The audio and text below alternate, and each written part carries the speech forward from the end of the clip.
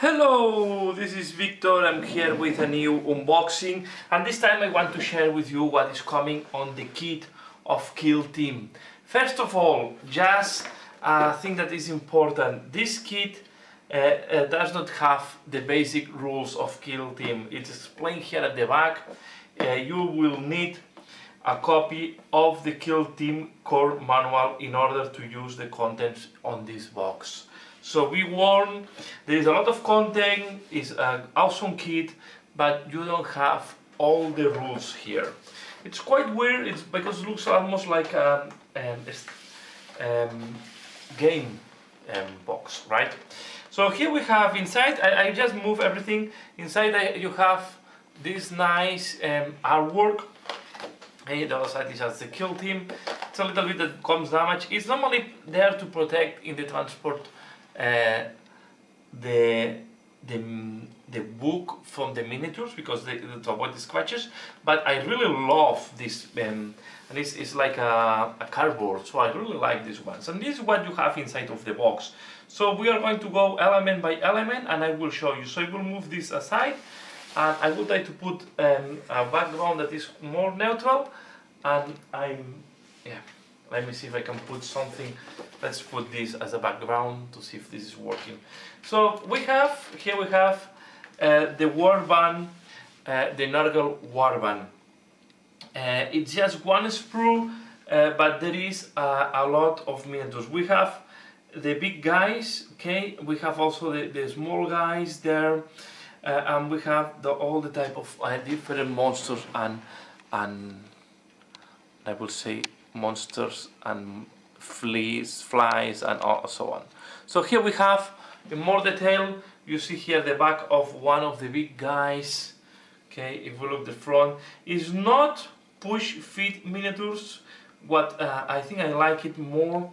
If you want to see the other one, where is the one with the furnace on the? There is one guy that have furnace on the belly. Here we have now detail the flies. Okay, this is one of the, but it's not flies, it's they have another one, and this is like a small Glotkin. Okay, you see all the details in this side. This side have much less detail to show. This is why I'm showing and sharing always this side. This one with the open belly with mouths. Okay, this really and very nice. And I think the furnace is here. Okay, you see the furnace is this part here. Okay, and it's assembled, I guess, with two of these parts. So it's really highly detailed. You see this flail here as well. Okay, so all nice detail. And what is interesting is that the Nurgle goes in green plastic. Here we have, these are the rock traders. Here we have all the rock traders in this sprue. Let me zoom out and I will zoom in so you can have an idea of the size. It's half of the previous sprue. So this is half of the previous sprue. Here you see it's half of the previous sprue, but here you have all the characters. So there are in total, so just for you to know, there are 10 Euclideans and 23 of the Gellar box. Okay, so here we have 10 miniatures, very compact. All the equipment is fixed, so you cannot play with the equipment of these miniatures. Again, this side have a little bit more detail. Here we have the assassin woman. There is one that is more like a tech guy, and then I'm looking now for the boss, the lady. Should be somewhere here. Maybe it's this is the doctor. So there is one that have the function of the doctor, and this is the body of the boss here. Okay, here we have the doctor. Let me zoom in so you can see a little bit more the detail. I will try to make tutorials of that. If you're interested, please leave in the comment below. If you're interested in some tutorials, I can do tutorials. These are quite interesting miniatures. We have also this rotary gun. The woman is the boss. I think it's split in parts. Here we have the puppy, the dog. Here we have the face of the woman. Okay, and this is the body of the woman. okay, I don't remember the name of the lady, to be fair. Okay, so highly detailed. I think they look quite nice. There is very nice engraves. So this is going to be quite a work to paint. If you want to pop up all these details we have, and all the clothes are highly detailed with engraves. So really awesome. I don't see any damage. Everything looks good. And yeah, to really evaluate the quality of a miniature, you have to paint them, to be fair. And then we have 2 times a terrain sprue that is mainly doors, pipes, and consoles, seat. So because we are going to play in the interior of a ship, or we are going to place like in a monitoring bunker or something like that, facilities. So we have gates. Okay, we have this type of, looks like a type of piece of engineering. I don't know if it's a console. We have the seats, we have piping, and we have 2 sprues of that, and 2 identical sprues. Okay, so it's nice to have this. Before going to the book, we have here the different like stratagems or tactics for the kill team. Okay, all they came in cards, and we have here the common points that are costing, and most likely some are from the Galar box and others are for the point is that I'm checking just, yeah, you see they have different look from the other side. So these ones with the Nurgle symbol are the Nurgle ones, and these ones, and it's very interesting that they have different. You see, not all the cards have the same back, and I'm pretty sure because the ones are 2 common points and the other ones are one. No, I don't know why they are different. I need to read them. Okay, to read more on the rules how this warband is working. But you see, they are the Nurgle, and the Nurgle also you have 2 different backs. Okay, so I need to check why that. And maybe one are only for the. I think ones are only for the boss, and the other ones are for the full gang. Okay, put them back to the envelope or the back. We have the here. Let me see if I can take them out. We have here the stats of each of the. We have more than one for each one. So we have here Eulysia Bane, that is the boss. There is no points, so I guess it's because depending on the equipment you put. And we have here all the different, okay, all the different units for kill team. What else we have? We have the bases. I don't pay too much attention on the bases. And then we have the kill team rock trader. This is the book. And before going to the books, let me show first. We have, of course, the counters, and I don't want them to remove them yet. Here we have 1 carton of counters and another carton of counters and tokens and so on. Okay, and we have the board, and the board is quite. It's very compact. You see, but it's bigger than what it looks like. So it's a double-sided board, as we get as is normal from Games Workshop. Okay, and you see that it's going to be. I don't have enough space here to open the full board. Let me open just half. So, but it's quite a big one. Okay, and this is not completely deployed. I have to open here. So you see the size of the board. You only see here a quarter of the board, most likely. Okay, let me zoom out so you can see a little bit more of the board. Okay, so you see here more. So it looks like this one side, and this is the other side. It's quite weird how it's folded, so be careful. Okay, once it's assembled, it's not a problem.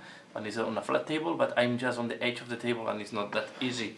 So it's a very nice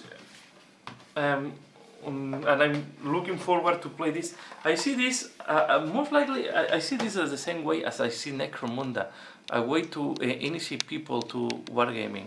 So let me go zoom in again, and I will try to, so we have, I will use this just to show you. So we have, of course, the guide to assemble. I will not pay too much attention. Here we have all the monsters. Some of them are just glued to the base. Some are pretty straightforward. And let's look now to the kill team rules. Okay, so we have the book of the Rock Trader, Skirmish Combat. This is the books dedicated for the kill team, because this box have dual function. It can be used for kill team and can be used for Warhammer 40, for the regular Warhammer 40k. But I think it's a very clever move from their side. Of course, it's more focused on kill team, and I don't think in 40k will be a change. Will be any change, but it's fun that you can put them as well in 40k. So we have the book have a lot of fluff at the beginning, explanation and so on, what is each thing and what's happening and all those type of things. We have the map of the board here. Okay, this is the board, and this is at the same time the ship. Okay, the spaceship or the spacecraft, where are of the Rock Traders. Okay, and then we have the final battle, and then displaying the Ministorum Shrine. Okay, so the facilities of the Ministorum, where it's happening, the second part of the battle. So then we have the rules, and then on the rules we have, they explain there are special rules to fight in close environments for the corners. So these are addition to the rules, to the core rules for kill team. Okay, then they talk about the kill zone Truhawk. So here we have, you see, all the gates put in place. So these are the rules to play on a spaceship, and then we have the rules to play in the Ministorum Shrine. We have then the commanders, okay, the command tactics and the command traits, and we have then the explanation for the Elucidian Starstriders.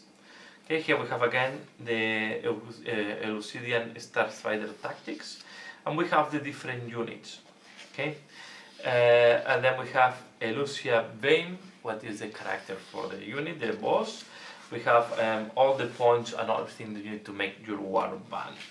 Of course, it's a fixed war band, so I have not counted all the points. I will do that, and I will check how many points is one of these war bands. Most likely you cannot take all. Then we have the Gellar Pox Infected. So these are guys that are infected because the Gellar, I think the Gellar failed on the spaceship or something like that. I need to read the background, it looks quite interesting. And we have the different creatures. And you will see that most of them, here you can see, but most of them are mainly close combat guys, okay? That is not much shooting on this. And then we have Bulgar Twice Cursed, okay? That is the boss of the bad guys. And as well, and the interesting thing, of course, the same for the other lady, is that you can take 4 levels of this guy. Okay, so you start from level 1, 65 points, to level 4, 130 points. Then you have the specialist and the strength as well for this warband. And then you have missions for open play. We just put 2 bands on the table and we see what happens. We have the narrative play mission. Okay, and then we have the match play missions. That is also interesting, so you can make missions on these ones.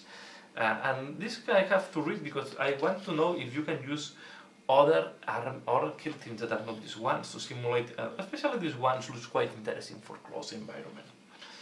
And yeah, and at the end we have advanced rules that are historical campaign and combining kill zones. Okay.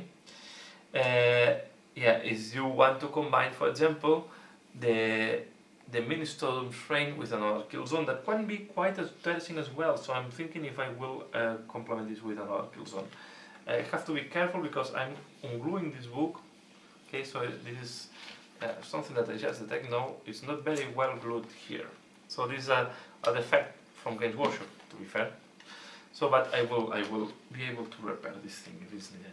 So here you have what is on the Kill Team book, but this is not all the books that come in this Kill Team box. we also have two small codexes, okay, and we have, I was not expecting that, the core rules for Warhammer 40k 8th edition. So this is my yeah, each time you buy a box you're receiving this now. So if we look on this small codex, okay, this is really very small codex. We have the introduction, very short explanation of the fluff, and we go directly to the rules. So basically the rules they have is that they can use any Imperial transport. Okay, they can go in any Imperial transport, and when you deploy them, you have to deploy them together if you are using the Ulysia Bane. If the Ulysia Bane is part of your army, they come together as one, like one unit. No, it's not one unit, but it's like that.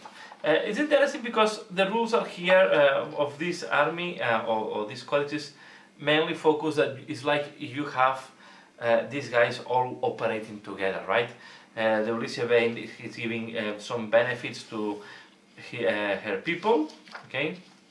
And then we have the only troop unit that is the niche squad, that are the normal guys, that also yeah, they are the ones that benefit from being close to the lady. Then we have Larsen van der Graus, that is like a tech guy that give some 5+ invulnerable save to all the guys that are within his aura. So it's a really thing. And then this is the mech, what is giving back some wounds for people. And the only one that can go a little bit more lonely is the Nosso Front, who is the like assassin, like a gold assassin.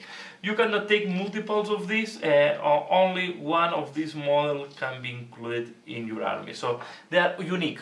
All these are unique. So it's like, and to be fair, this is going to be about 100 points more or less. It's like buying a unit. To be fair, it's buying a special unit with some characters. Okay. Then we have, of course, and the keywords are Imperium and Eludician Star Striders. Okay, these are all of them have the same. No, of course you cannot make formations, and I think if you want to deploy them, the only way to put them, if you cannot put with other Imperium, if you have to deploy them as Eludician Striders, you have to use the one that is allowing 3 elites. Okay, because you have 3 elites here. I'm not wrong. So you need to check how you put this as a battalion. I mean as a detachment. Then we have the Galar Pox infected. Okay, these are the guys that were infected, and well, I think you only will put this on the battlefield of 40k if it's a narrative game, or you just want to have some fun. Okay, this is infection raising, and then we have the special rule they have is all they have disgustingly resilient. Okay, and they have the same rule. If you have the boss, all the guys have to be close to the boss when you deploy. Okay. We have first the Bulgar, the Curse. This is a guy with a flamer. He's a big guy with a flamer. He has a strength and toughness 5 and 5 wounds, so it's quite tough. He has 5+ invulnerable save, and he has disgusting resilience. So it's not that easy to kill this guy, but it's not strong neither. Okay. In close combat, it's quite. It's have a strength 6, AP -2 to damage, and I think it's 4 attacks. So they're really close combat guys. Again, these guys only have grenades and close combat weapons. These are the walks, and these are the troops. Then there is another troops that are the glitchlings. Okay, again close combat oriented. And we go to the elite, where we have the Hull Breakers. Okay, these are like similar to the big guys, strength and toughness 5, 4 wounds each, close combat oriented as well. And then we have the small bugs. Okay, we have the Stinger, we have the Curse Mites, and the Sludge Grabs. Okay. And then the points to be able to use them, and they have their own stratagems. Okay, so it's really a small box, a small army. The other thing is interesting, I don't know if you will ever use them as a warlord, but if this guy is the warlord, is giving 3 common points that can only be used by this codex. And this is the interesting thing for me. So one of the rules that I have seen there are in these two codexes, okay, is that if your leader or if your warlord, okay, your warlord, for example, here is the is Bulgar, okay, then he has the warlord trait that is giving 3 command points to this unit, okay, to this to your army. But it says that these 3 command points can only be used on stratagems of this army.